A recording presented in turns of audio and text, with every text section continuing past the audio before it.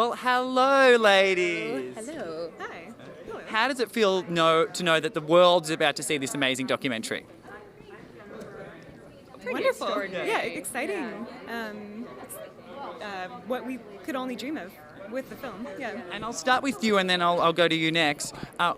Why did you decide to do this project? What motivated you the most to work on this incredible documentary? I love volcanoes, but I was first and foremost really excited to work with Sara Dosa. I've loved her previous work and fully, trust her vision as a director.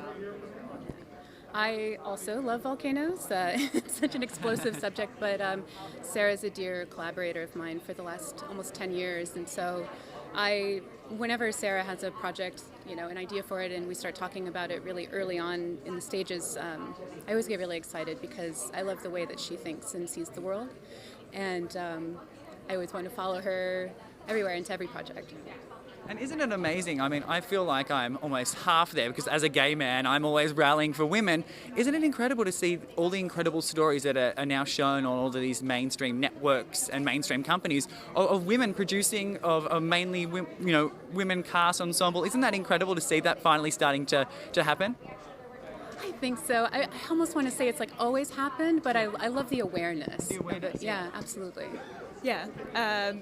When working, I wasn't thinking about it at all. It just, we were working so well, and I think it's a question of it's always happening. It continues to happen, and there are more and more women, and they're not asking for permission. It's going to keep happening. So. And it's a difficult time because, I was even saying a few weeks ago when I was talking to women on the carpet about how we've got a long way to go, but it's never been better for women.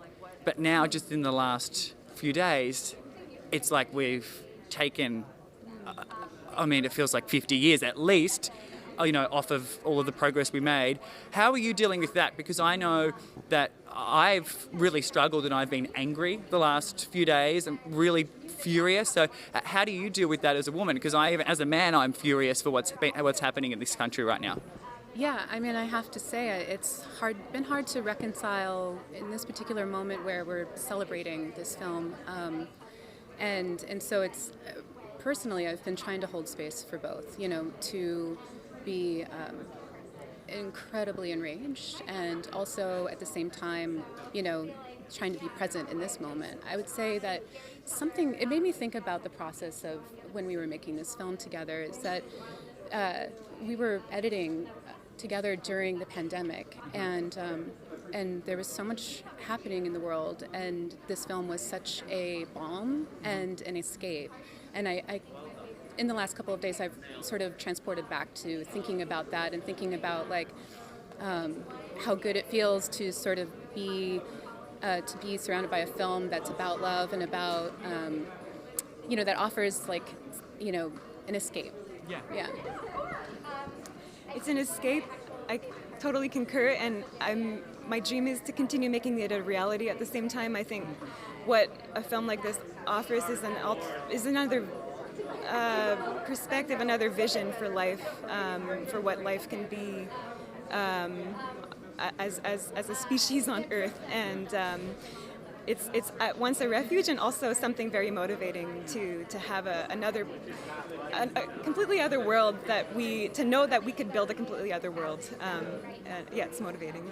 Yeah. And it's fascinating, even when they were talking about moving with the world, because they were kind of answering the world's calls when a volcano was beginning to erupt. They followed that. It was just an interesting concept, like actually moving with the world. It's something that you don't really hear, or people don't do. They don't move with the world. Yeah, I found that, I loved that. It made me rethink multiple times, about what I'm structuring my life around. I found it very inspiring that they moved with the rhythms of the earth, and there were times where I'm like, how can I do that?